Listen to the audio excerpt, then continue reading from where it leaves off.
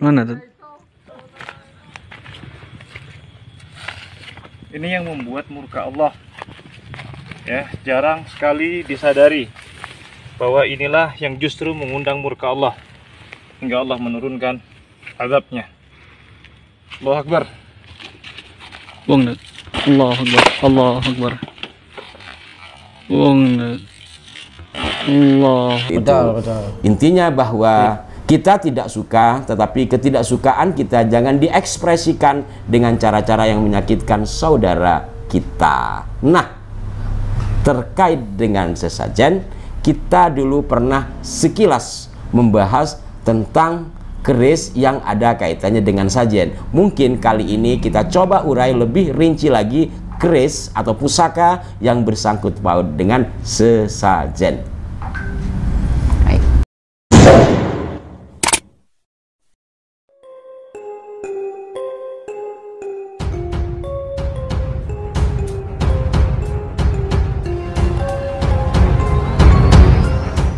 Assalamualaikum warahmatullahi wabarakatuh.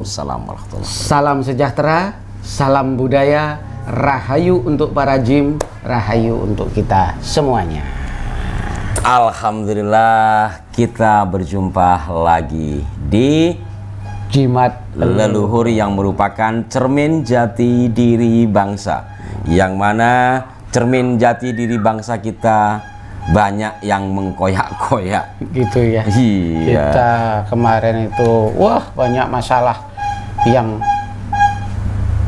riuh ya di dalam, ya. Gaduh yang dikait-kaitkan dengan berbagai persoalan. Ada juga yang menyindir-jindir masa lalu bangsa Nusantara yang katanya tukang nyembah pohon.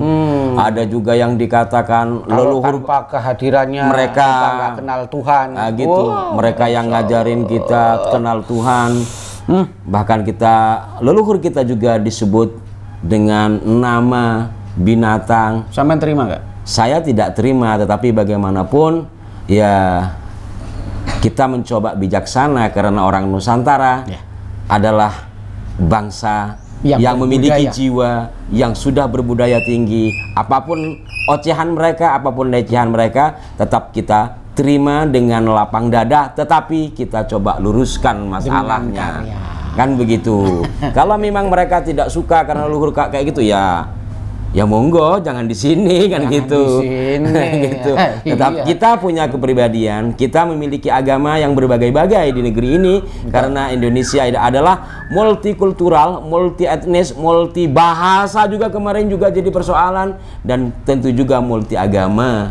Dan undang-undang dasar kita Indonesia, jangan tinggal di Indonesia. Undang-undang dasar kita memperbolehkan arah sana, kan, memberikan warga negaranya kebebasan beragama, berekspresi, berbudaya, tentu dengan sesuai norma-norma yang ada. Begitu. Ada juga kemarin itu yang di Semeru ya, yang mana saudara kita sedang berduka, kemudian melakukan sebuah ritual. Terus kalau saya baca lengkapnya itu dari Ketua Majelis MUI, Ketua Majelis Ulama Indonesia Jawa Timur, yang sekaligus juga Ketua Aswaja Center PWNU Jawa Timur, Kiai Ma'ruf Hosin. Dia menjelaskan cukup rinci hal ihwal keberadaan sesajen di Semeru yang kemudian ditendang dan viral dan saat ini sedang diproses hukum tersebut. Itu kan sangat mengkoyak ya. Ketika saya diwawancarai oleh salah satu kanal YouTube, saya katakan pertama yang harus dilihat siapa yang naruh sesajen. Betul. Ya kan? Kalau yang naruh sesajen itu memang satu komunitas yang meyakini bahwa sesajen itu adalah bagian dari ritual budaya atau keyakinannya, berarti yang menendang sesajen itu telah menistakan keyakinan orang lain, peribadatan orang lain. Kalau ternyata yang naruh itu kaum muslimin, orang Islam, di dalam Islam sendiri kan terkait dengan hukum sesajen masih boleh dibilang khilafiyah, berbeda pendapat. Kan seperti itu. Betul. Intinya bahwa kita tidak suka, tetapi ketidaksukaan kita jangan diekspresikan dengan cara-cara yang menyakitkan saudara kita. Nah, terkait dengan sesajen, kita dulu pernah sekilas membahas tentang keris yang ada kaitannya dengan sajen. Mungkin kali ini kita coba urai lebih rinci lagi keris atau pusaka yang bersangkut paut dengan sesajen. Baik. Kebetulan saya pegang keris. Mungkin dulu pernah ya secara kilasan. Sekilas Kilasan, gitu ya. Ini pernah muncul di layar di mata luhur mungkin ya. Saya lupa ingat. Ini saya buka dengan sederhananya, memang apa adanya seperti ini. Warangkanya ya begini, sepertinya mungkin memang dari dulu juga sudah apa adanya seperti ini. Kayunya sepertinya kayu jati sih ya. Mungkin bisa lebih didetailkan. Dan sepertinya memang dulu itu yang membuat warangka ini bukan seorang ahli warangka secara khusus begitu ya, tetapi lebih pada ya katakanlah penduduk biasa yang dengan segala macam cara ngajeni gitu menemukan sebilah pusaka ini, terus kemudian dibikinkan warangka saiso-isone. Tapi bagaimanapun tidak mengurangi nilai artistiknya. Ya, tetap bermuatan nilai artistik ya. Betul, dan betul. disesuaikan juga dengan pusaka yang diwarangkainya, sesuai pula dengan yang jelas pakai gagangnya. hati. Karena Ya. bersumber dengan hati itu, akhirnya saya pun tidak berniat untuk menggantikan warangka dengan warangka yang tampak bagus. lebih wah gitu ya. Karena Oke. saya menghargai sepertinya ini orang ini benar-benar dulu memakai Rasa. hati. Bisa dijelaskan ke para jim semua? Ya, dibuka saja Gus. Nah, ini adalah dapur. Di bawahnya ada pututnya Gus. Di ini ya, ini betul. di ujung pegangannya yang juga menyatu dengan bilah pusakanya. Ini pegangannya ada putut atau semacam patung atau mungkin boneka gitu ya. Betul. Kepala manusia, Kalau lo-nya menyeratkan kepala manusia, bukan persis. Nanti dibilangnya gilang patung, dipikirnya berhala, Betul. salah maneh gitu Maksudnya loh. miniatur lah. Iya, lebih Apa kepada ya? dekorasi Dekorasi yang menyerupai melambangkan manusia. Putut gitu itu lah. adalah pendoa. Gitu. Jadi kalau dibalik ini guys, kalau dibalik itu kan kepala. Orang semedi gitu, orang tafakur lah, orang sedang apa namanya ini bersimpuh di hadapan orang sang bersimpuh. pencipta. Ya gitu ya. Ini Orang apabila dilihat seperti ini ya, arti gagangnya menggambarkan seorang Yang sedang pendoa, seorang pertapa. Ya. tentunya adalah menyalurkan ya hubungan rasa, hubungan batin seorang hamba kepada Sang Pencipta. Nah, Ini dari sisi apa namanya pegangan ya. lalu kemudian ini bilahnya kita hitung lu-nya bersama-sama ya. Ya. 1, 2, 3, 4, 5, 6, 7, 8, 9. Lu 9. Luk 9. 9 itu biasanya bisa disebut sempono. Sempono. Luk 9. Ingat-ingat para jim yang lupa kayak saya, Luk 9 umumnya disebut sempono. Sempono itu artinya harapan. Gitu ya. Dan iras. Alhamdulillah. Iras ya. Iras kita bisa kita jelaskan ke pemirsa apa sih? Iras itu yang dimaksud adalah gonjo. Apa Ya, namanya? gonjonya itu gonjo nyambung. adalah bagian bilah paling bawah. Ya, biasanya terpisah. Biasanya kan kita umumnya kan terpisah itu. Ini para jim langsung menyatu dengan bilah yang di Paling atas. hanya ada Peristilahnya seperti- disebut iras. Seperti ada garis kecil gitu, tepi gitu aja. Iya. Itu namanya iras. Iras. Itu berarti langsung. Semoga harapannya adalah sempono, mempunyai harapan yang langsung disembodo, langsung diijabah oleh Yang Maha Kuasa. gitu ya. Kalau pamurnya tampaknya ada pamur Pamornya ini. Banyu Mili. Oh, pamurnya Banyu Mili Air yang mengalir. merambahi semua tempat, dan tempat yang dirambahi oleh air itu Kembali ada kesuburan. kehidupan. Maul hayat. Air kehidupan. Air Nek cara Inggris sih kue banyu urip. Banyu urip. Iya iya, banyu urip. Ono kampunge Gus Mutakir. Gus Mutakir.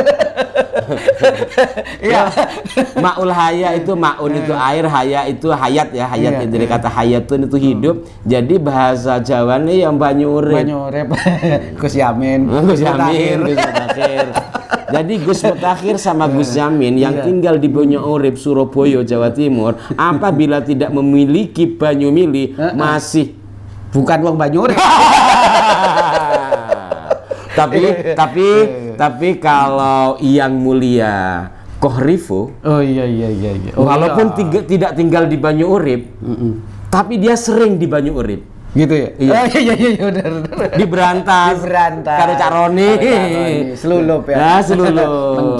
Selulup apa berbekal harapan ingin menyelamatkan pundi-pundi sejarah dan peninggalan Majapahit terutama peninggalan Majapahit dan peninggalan masa-masa kerajaan yang berada di Jawa Timur ya, yang banyak tersimpan di bawah Sungai Berantas. Ada saudara kita Mas Roni dan Carifo ya. Mengapresiasi kegiatan-kegiatan pencarian budaya seperti ini ya. Peninggalan budaya, benda-benda budaya, artefak-artefak yang artefak peninggalan sejarah, peninggalan kerajaan yang masih bisa diselamatkan. Dan umumnya berbentuk pusaka. Jadi sebenarnya pusaka apapun bentuknya yang tua betul merupakan artefak. Artinya bagian bukti peninggalan sejarah dari satu power system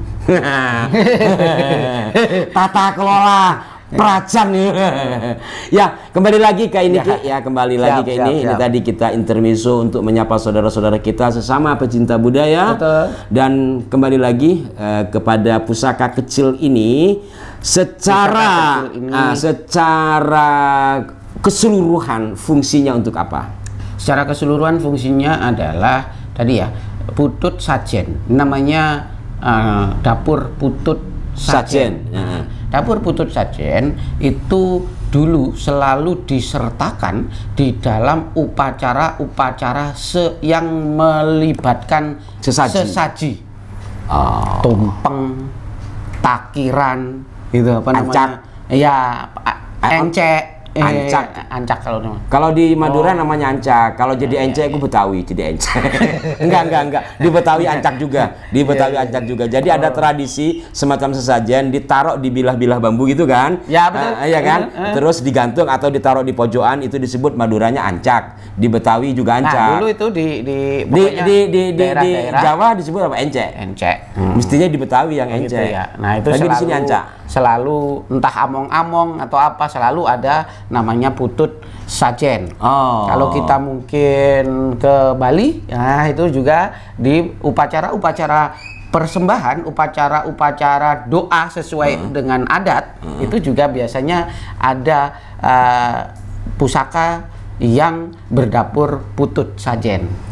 Luar biasa bahwa ada bentuk penghormatan ya, ada bentuk penghormatan melalui sesajen.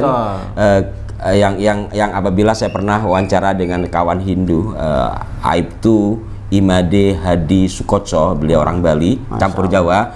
Dia menjelaskan ke saya ketika kemarin terjadi kisruh masalah sajen di Hindu, menurut beliau, kebetulan beliau juga ya semacam ustadz lah kalau di Islam ya. Beliau menjelaskan kepada saya, Gus, di kami yang namanya sajen itu adalah kalau di Islam hampir sama dengan hablum minallah, hablum minan nas, katanya. Dia bisa mengistilahkan itu ke saya. Apa maksudnya beli? Saya panggil beli. Pertama, bentuk syukur kita kepada Tuhan yang telah memberikan karunia kepada makhluknya, termasuk manusia. Bentuk syukur kepada Tuhan. Iya. Kedua, bentuk syukur kepada alam semesta. Ngajeni alam semesta. Menghargai alam semesta. Nah, kenapa kata dia? Contoh, kami ngasih sesajen pada pohon. Pohon itu telah memberikan banyak manfaat selain kerindangan, keteduhan, buah, juga oksigen yang luar biasa. Masya Allah. Dan itu semua adalah karunia Tuhan yang Maha Kuasa. Dan pohon itu nggak pernah minta ijol. Maka itu kata dia, maka itu kami mencoba hidup berdampingan indah dengan alam semesta. Kami sajeni dia sebagai bentuk penghormatan kepada pohon atau alam semesta yang telah memberikan ruang keindahan bagi kita. Juga berterima kasih kepada Sang Pencipta yang atas semua ciptaannya itu, kita makhluk yang disebut manusia itu bisa hidup dengan indah dan sempurna. Itu kata beli Aibtu artinya Imade kan, pada Hadi. dasarnya hanya sebuah upaya untuk menjaga harmonisasi Alam semesta. alam semesta. Iya. Loh, ada yang bilang katanya sajen itu untuk nyembah nyembah makhluk astral gaib apa? Oh enggak, kata dia enggak. Kami nggak ada hubungannya. Ini versi beliau yang beragama Hindu. Saya tidak tahu yang lain. Tapi saya pikir hampir semuanya sama ke sana.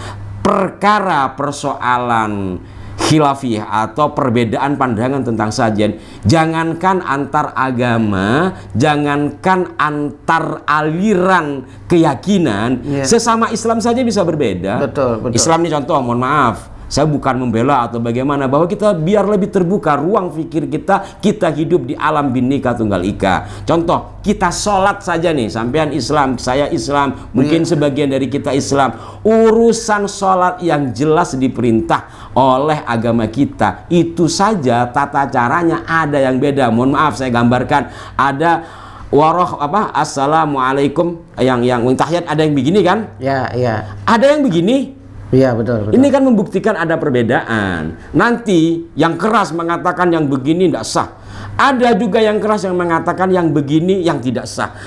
Bahwa yang penting kan, artinya gini, bahwa dalam satu agama saja, dalam satu ritual yang sama saja, yang diyakini bersama-sama, masih ada perbedaan, apalagi antar agama atau antar keyakinan. Betul. Maka itu kita saling menjaga keyakinan kita masing-masing. Kalau tidak setuju, ya jangan jangan dengan tindakan arogan kemudian melakukan perbuatan yang tidak menyenangkan orang lain.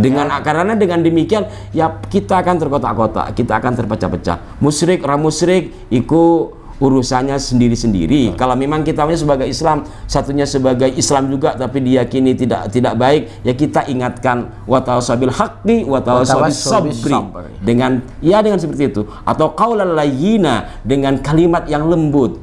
Itu kok ditendang dulu. Oh, Fir'aun yang jelas-jelas ngaku Gusti Allah itu, yang ngaku Tuhan itu aja. Ya, dengan qaulal layyina ketika Allah mengutus Nabi Harun dan Nabi Musa. Oh, kok kayak berdakwah. Ya kembali lagi ke pusaka. Ini hanya untuk membuka ruang, membuka ruang pemikiran kita biar tidak cepet-cepet amat lah ngopinya agak jauh dikit gitu. Karena apa ya, para jim semua, bukan pembelaan, bukan apa, kita ditakdirkan sama Tuhan hidup di alam Bhinneka Tunggal Ika. Lo sudah kadung tinggal di sini, masa mau hidup? Indonesia ini bukan Darul Islam. Bukan, tapi Darussalam. Darussalam. Kalau dalam konsep NU, Darussalam dalam pengertian adalah negara yang memberikan jaminan keselamatan bagi rakyat. Negara yang memberikan jaminan keselamatan bagi rakyatnya. Itu ya. Gitu. Itu yang perlu digarisbawahi.